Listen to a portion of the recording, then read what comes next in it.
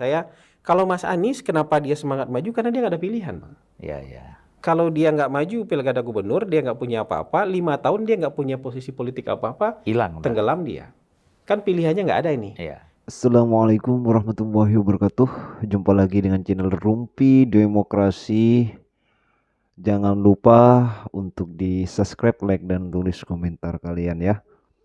Semoga rekan-rekan, sahabat-sahabat, dan sobat-sobat semuanya tetap dalam lindungan Allah Subhanahu wa Ta'ala dimanapun kalian berada ya, tentunya. Tanpa perlu lama-lama, saya ada video menarik tentang Pak Anies Baswedan, yang mana tidak ada yang bisa menandingi Pak Anies Baswedan, dan Pak Anies Baswedan harus mencalonkan diri sebagai gubernur tentunya. Seperti apa videonya? Mari kita simak bersama-sama. Let's go. Karena Anies veteran pilpres. Veteran pilpres yang ia kemudian mencoba peruntungan lagi untuk menjadi gubernur gitu. Kalau dari lama kan saya sudah bilang memang Mas Anies mungkin memang masih cocok jadi gubernur. Gitu. Kalau jadi calon presiden kan mungkin belum cocok. Kan buktinya belum dipilih oleh masyarakat. Tapi kalau jadi calon gubernur mungkin masih cocok. Entah kan itu gubernur Jakarta, gubernur Sumatera Barat, atau gubernur Aceh. Kampungnya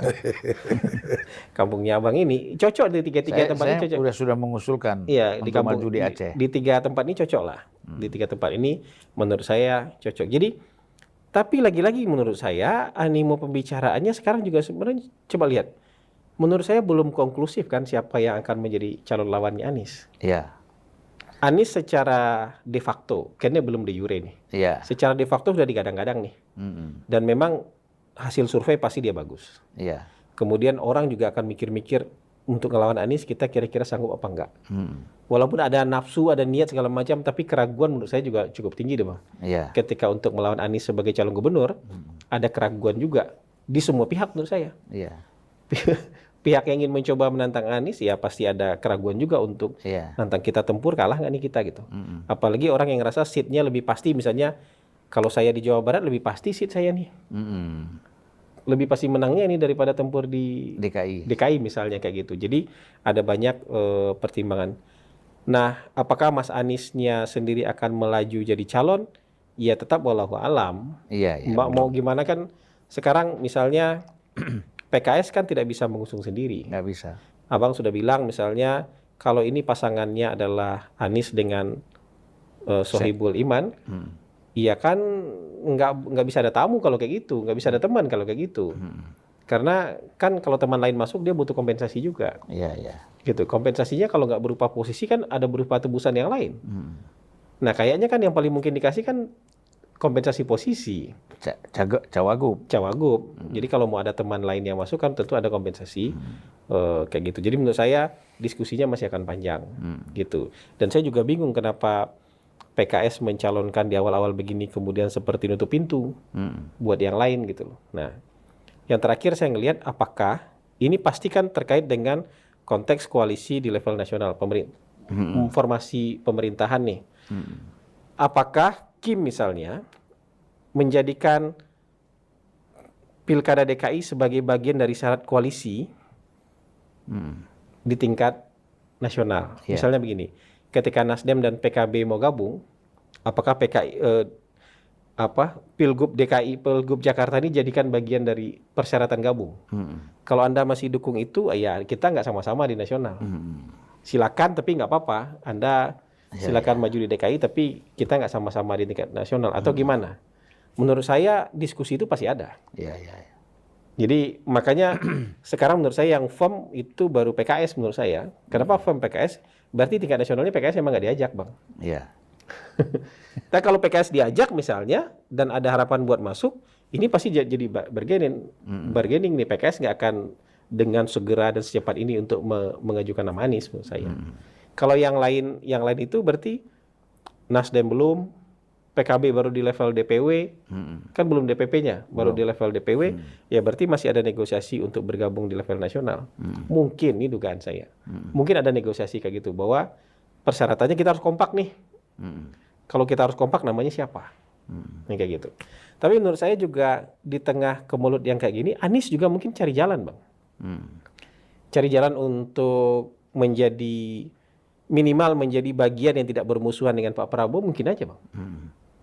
Kan mungkin aja. Saya nggak mau punya masalah lah dengan Pak Prabowo, kemarin cukuplah ada masalah, sekarang mungkin saya bisa didukung gitu. Itu kan bisa aja, karena kan partainya masih kurang nih. Iya. Partai yang masih kurang ini kan pilihannya kalau nggak bergabung bersama PDIP atau mencari salah satu partai yang bergabung di KIM. Atau semua yang bergabung di KIM kan gitu. Iya. Jadi pilihannya kayak gitu. Terbukanya gitu, apakah dengan PDIP atau dengan partai yang ada di KIM. Jadi tidak terlalu rame kalau menurut saya, tapi di antara yang kurang rame ini ya agak tinggi exposure-nya emang. Iya, Pilkada Jakarta. Jakarta. Ya. Jakarta. Ini Menteri Asian- Kehutanan dulu, Menteri Kehutanan. Ini Asian value, Bang.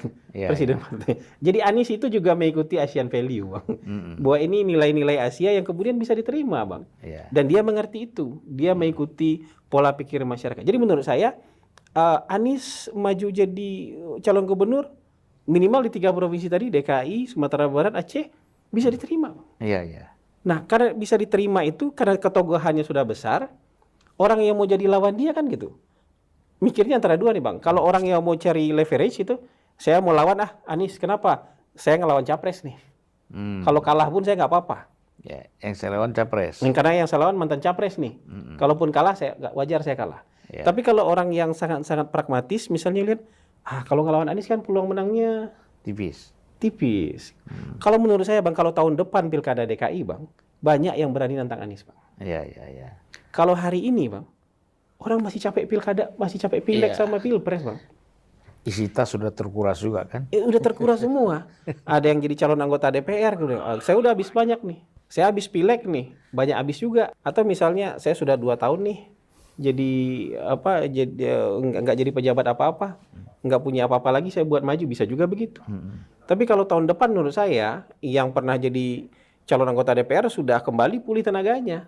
Ayo kita tarung di pilkada. Kalau hari ini capek semua, Bang. Ya, tinggal 2 bulan lagi. Capek semua, Bang. Kalau dihitung dari pelantikan presiden, itu kan hanya 1 bulan. Nah, kayak gitu. Jadi menurut saya, kalau Mas Anies, itu kan hanya 1 bulan. nah, kayak gitu. Jadi menurut saya, kalau Mas Anies, kenapa dia semangat maju? Karena dia nggak ada pilihan, Bang. Iya, iya.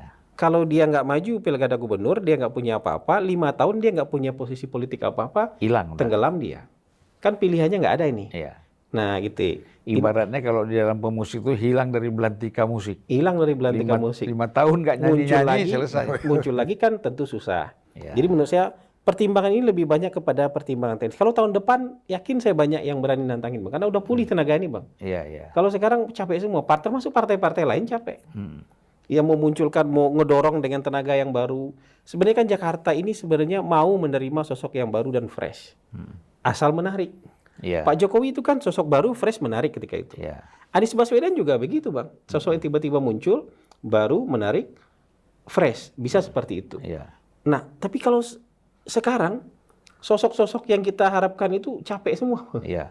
Dalam keadaan lelah semua. Dan mereka mungkin punya pilihan lain, Bang. Ada yang punya pilihan, saya lebih pasti menang di Jawa Barat. Ya, berat bagi Anies Baswedan untuk